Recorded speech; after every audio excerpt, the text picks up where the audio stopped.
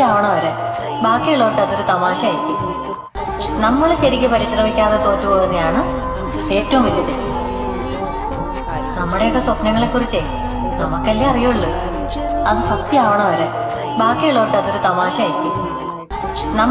ൂരാകെ തെണ്ടുന്നോരമ്പലപ്രാവുകൾ നാടാകെ പാടിയപ്പോൾ കള്ളക്കഥ കാട്ടുതീയായി പടർന്നു. കാകനെ സ്നേഹിച്ച കാവളം പെൺകിളി കഥയറിയാതെ നിന്നു.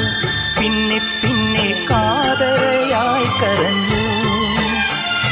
താലോലം നീലപ്പൂങ്കാവിൽ നീ നിൻ പുള്ളിത്തൂവൽ ചിക്കി ചിഞ്ചില്ലം പുഞ്ചിരിച്ചു. കള്ളിപ്പൂങ്കുയിലെ കന്നിത്തേൻ മൊഴിയിൽ